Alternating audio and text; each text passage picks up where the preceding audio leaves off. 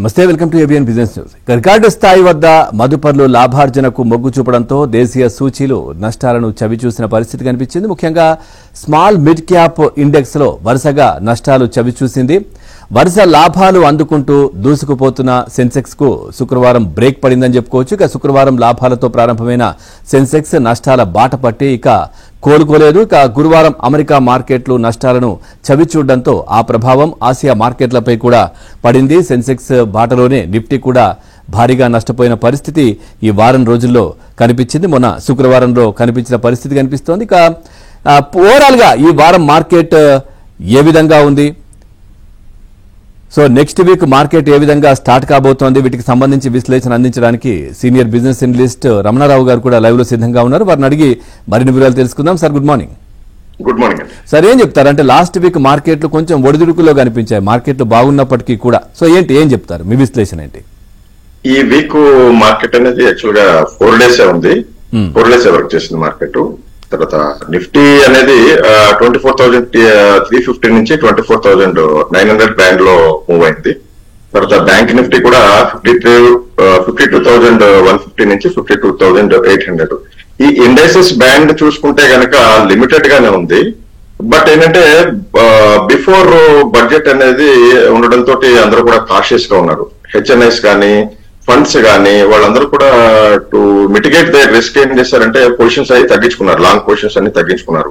ఏవైతే ఎక్కడెక్కడైతే అబ్నార్మల్ గా పెరిగినాయో అక్కడ లాంగ్ పొజిషన్స్ అన్ని కూడా తగ్గించుకున్నారు. ఈ వీక్ లో మొత్తం 90% ఆఫ్ ది నిఫ్టీ స్టాక్స్ అన్ని కూడా నెగిటివ్ రిటర్న్స్ ఇచ్చినాయి ఈ వీక్ మొత్తం కూడా. ఎక్కడ కూడా మార్కెట్ అనేది నిన్న హెవీగా పడింది 800 పాయింట్స్ వరకు. సెన్సెక్స్ అనేది ఎక్కడ కూడా రికవరీ అనేది మనం చూడలేదు. వాళ్ళు ఎంతవరకు వచ్చిన ప్రాఫిట్స్ అన్నింటినీ కూడా ఎరేజ్ చేసేసింది అనమాట నిన్న ఒక్క రోజు కూడా. నిన్న 2-3 రోజుల నుంచి ఆల్రెడీ వీక్ స్టార్టింగ్ నుంచి కూడా తెలియని సెల్లింగ్ వస్తుంది. లాస్ట్ వీక్ కూడా మనం డిస్కస్ చేసుకున్నాం, తెలియకుండా మార్కెట్ లో సెల్లింగ్ అనేది వస్తుంది అని చెప్పేసి. ఇంకోటి ఏంటంటే ఫోర్స్డ్ సెల్లింగ్ అనేది వచ్చింది అక్రాస్ ది బోర్డు. అన్ని సెక్టర్ లో కూడా ఫోర్స్డ్ సెల్లింగ్ అనేది వచ్చింది. ఎందుకంటే ఇదంతా లివరేజ్డ్ స్టాక్స్ ని ఇది చేయడం కోసం ఫోర్స్డ్ సెల్లింగ్ కూడా వచ్చింది. ఇంకోటి ఫ్రైడే షార్ప్ ఫాల్ అనేది ఏంటంటే most of the gains already మనం చెప్పుకున్నట్టు అదే మొత్తం అది తినేసింది అనమాట ఒక్క ఫ్రైడే ఫాల్ అనేది.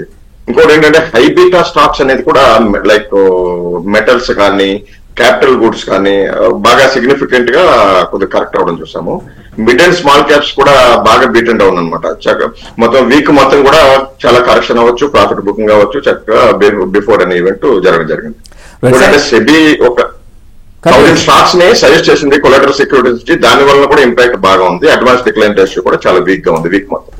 రైట్. అట్లాగే ఐటీ పర్ఫార్మెన్స్ ఏ విధంగా ఉంది సార్? అంటే ఇప్పుడు ఐటీలో పెట్టుబడులు పెట్టే వాళ్ళకి కావచ్చు, లేదంటే ఆల్రెడీ పెట్టిన వాళ్ళకి మీరు ఇచ్చే సలహాలు సూచనలు ఏంటి? యాక్చువల్గా ఏంటంటే టెక్ మేజర్స్ టీసీఎస్ కానీ ఇన్ఫోసిస్ కానీ హెచ్సిఎల్ టెక్నాలజీస్ కానీ ఎల్ఎన్టీ మైంట్రీ కానీ ఒక స్ట్రాంగ్ Q1 అనేది ఆఫ్టర్ ఏ లాంగ్ టైమ్ కొద్దిగా డిక్లేర్ చేయడం జరిగింది. ఐటీ ఇండెక్స్ అనేది కూడా బాగా హెల్ప్ చేసింది. కొద్దిగా 40,000 దాటి ఇప్పుడు 39,500 దగ్గర ఇదైంది. ఆల్ టైమ్ హై క్రియేట్ చేసేసి ఇప్పుడు ఏంటంటే ఆల్రెడీ టెక్నాలజీ అనేది రీసెంట్ గా బాగా ఇప్పుడే పెరగడం స్టార్ట్ అయింది. ఎందుకంటే వాళ్ళు ఇచ్చిన గైడెన్స్ వల్ల అవ్వచ్చు, తర్వాత ఒక ఈచ్ సెగ్మెంట్ వైజ్ వాళ్ళ రెవెన్యూ కావచ్చు, లైక్ బిఎఫ్ఎస్ఐ కానీ ఇంకోటి కానీ గ్రోత్ కానీ వాళ్ళ డీల్స్ కానీ తర్వాత వాళ్ళ క్యాష్ రిజర్వ్స్ కానీ ఆర్డర్స్ మేనేజ్మెంట్ కానీ ఇంకోటి ఏంటంటే రెవెన్యూ గైడెన్స్ కానీ మార్జిన్స్ కానీ for the next 1 or 2 years కానీ 3 to 4% ఇవ్వడం కానీ వాళ్ళ హైరింగ్ కానీ ఫ్రెష్ రిక్రూట్మెంట్స్ కానీ ఇవన్నిటితో వాళ్ళు ఇచ్చిన గైడెన్స్ కి ఏంటంటే ఐటీ సెక్టర్ అనేది కొద్దిగా in case on the spot కాకపోయినా కూడా కొద్దిగా ఏమైనా కరెక్షన్స్ వస్తే యాక్చువల్ గా మనం ఐటీ సెక్టర్ ఎఫ్ఎంసీజీ పెండింగ్ ఉందని గత 3-4 సెషన్స్ ని కూడా చెప్తా ఉన్నాను. బట్ అదే ఎఫ్ఎంసీజీ ఐటీ అనేది వాళ్ళ పుంజుకున్నాయి తిరిగి. అందుకని జర్నీ ఇప్పుడే స్టార్ట్ అయింది కాబట్టి ఏమైనా కరెక్షన్స్ కనుక మీకు వస్తే కనుక ఎవ్రీ కరెక్షన్ లోను మార్కెట్ కరెక్ట్ అవ్వచ్చు కానీ బట్ ఈ సెక్టర్స్ ఐటీ ఒకటి ప్లస్ ఇంకోటి ఎఫ్ఎంసీజీ ఒకటి రెండు ఏదైనా కరెక్షన్ వస్తే కనుక గ్యాదర్ చేసుకోవచ్చు అండి రెండు కూడా. సార్, అట్లాగే ఎఫ్ఐఐఎస్ డిఐఎస్ బిహేవియర్ ఏ విధంగా ఉంది, అట్లాగే సెక్టర్ వైజ్ గా కూడా ఏం చెప్తారు ఈ రెండింటికి సంబంధించి? ఇంకోటి ఎఫ్ఐఎస్ సర్ప్రైజింగ్లీ అంటే ఆల్రెడీ 3-4 వీక్స్ నుంచి కూడా వాళ్ళు స్టార్ట్ చేశారు బయింగ్ అనేది. 11,000 crores ఎంటైర్ వీక్ ఎవ్రీడే ఈ 4 days కూడా వాళ్ళు బయింగ్ లోనే ఉన్నారు. టోటల్ ఈ వీక్ ఏంటంటే నెట్ బయింగ్ వాళ్ళకి వచ్చేసి 11,000 crores ఉన్నారు. వేరే డిఐఎస్ నెట్ సెల్లర్స్ అనమాట 4,200 కోట్లు. వాళ్ళు మన వాళ్ళు కొద్దిగా తెలివిగా ప్రాఫిట్స్ బుక్ చేశారు, వాళ్ళు బై చేస్తున్నారు.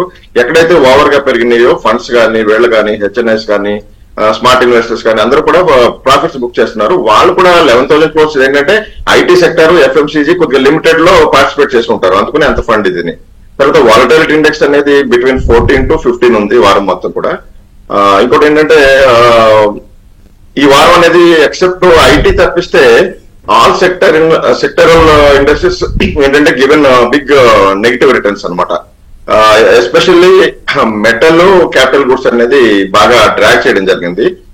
ఇంకోటి ఏంటంటే ఎఫ్ఎంసీజీ సెక్టర్స్ ఏంటంటే హెచ్యుఎల్ కానీ, నెస్లే కానీ, డాబర్ కానీ, తర్వాత ఐటీ సెక్టర్ కానీ అవుట్ పర్ఫార్మ్ చేసినాయి. అండ్ ఇప్పటివరకు స్లగ్గిష్ గా ఉన్న సెక్టర్స్ ఏంటంటే డిఫెన్సివ్ సెక్టర్ గా బాగా పనిచేసినాయి.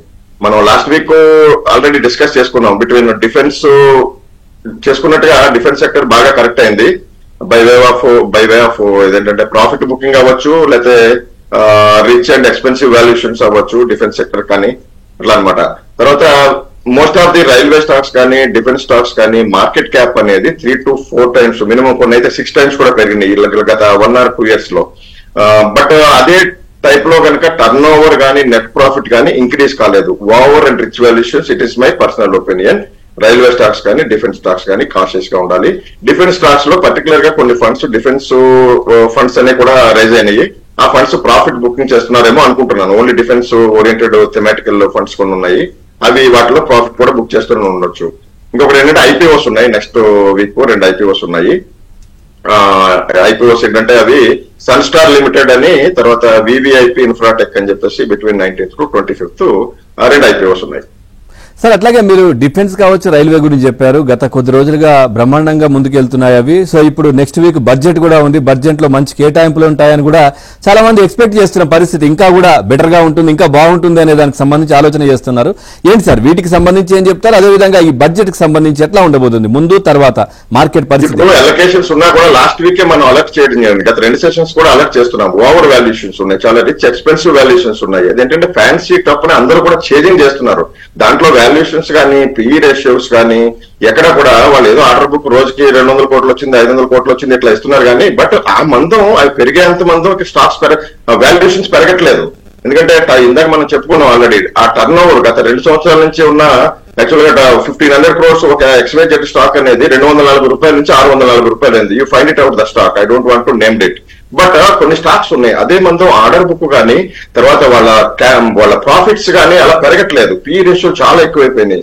దెన్ దాన్ని చేంజింగ్ చేయడంలోనే అర్థం లేదండి. అందరూ డిఫెన్స్ స్టాక్స్, రైల్వే స్టాక్స్ అంటున్నారు, అవన్నీ చాలా ఓవర్ వాల్యుయేషన్స్. ఇన్ కేసు అలా ఉంటే కనుక రీజనబుల్ కరెక్షన్ వచ్చిన తర్వాత ఎంటర్ అవడం బెటర్. కానీ లాస్ట్ వీక్ కూడా మనం ఎంత ఆర్డర్ బుక్ ఇచ్చినప్పుడు ఏమొచ్చినా కూడా హై వాల్యుయేషన్స్ ఉన్నాయి. నేనైతే పర్సనల్ గా టచ్ చేయట్లేదండి ఆ 2 స్టాక్స్ నేను. తర్వాత కూడా ఏంటంటే next week to be cautious due to the budget అండి. 23rd Tuesday ఉంది. బడ్జెట్ ఉన్న మూలంగా కొద్దిగా కాషియస్ గానే ఉండాలి. అయితే కరెక్షన్ అనేది కొద్దిగా రీజనబుల్ కరెక్షన్ వచ్చింది కానీ, but before the event high volatility ఉంటుంది కాబట్టి కొద్దిగా జాగ్రత్తగానే ఉండాలి. ఇంకో మేజర్ ఏంటంటే రిలయన్స్ కొద్దిగా యావరేజ్ రిజల్ట్స్ ఇచ్చింది. రిలయన్స్ కూడా యావరేజ్ గానే ఇచ్చింది, అంత పెద్దగా ఇవ్వలేదు. ఓన్లీ గ్రాస్ రిఫైనింగ్ మార్జిన్స్ అనేది బాగుంది. ఇంకా key results main Sensex impacted, Nifty impacted కానీ, హెచ్డిఎఫ్సి కానీ, కోటక్ కానీ, ఎల్ఎన్టీ కానీ, యాక్సిస్ కానీ, Petronet, Nestle, Tech Mahindra, Power Grid లాంటి మంచి కీ రిజల్ట్స్ ఉన్నాయి నెక్స్ట్ వీక్ అనేది. ఏంటంటే బడ్జెట్ లో కూడా 2 trillion ఆర్బీఐ డివిడెండ్ ఇచ్చే దాన్ని ఎలా గవర్నమెంట్ ఎక్స్పెండ్ చేస్తుంది అనేది కూడా చూడాలి. ఇన్ కేసు ఏదైనా బ్యాడ్ న్యూస్ లేకపోతే అదే గుడ్ న్యూస్ అవుతుంది బడ్జెట్ కి. వాళ్ళు లాంగ్ టర్మ్ క్యాపిటల్స్ కానీ, షార్ట్ టర్మ్ కానీ, ఎస్టీటీ కానీ వాళ్ళు టచ్ చేయకుండా ఉంటే దట్ ఈస్ గుడ్ ఇనఫ్ అనమాట. కొన్ని కాషియస్ అనేది ప్రిఫర్ చేస్తాను నేను. లివరేజ్ స్టాక్స్ లో ఎస్పెషల్లీ చూసుకోవాలి. ఇంకోటి ఏంటంటే మ్యూచువల్ ఫండ్స్ అనేది కూడా మనకి 1.25 lakh crores అనేది వాళ్ళు క్యాష్ లో కూర్చున్నారు. ఇన్ కేసు మంచి కరెక్షన్ వచ్చినట్టయితే బడ్జెట్ పేరు చెప్పి దాన్ని వాళ్ళు ఇన్వెస్ట్ చేయడానికి రెడీగా ఉన్నారు. That is what next week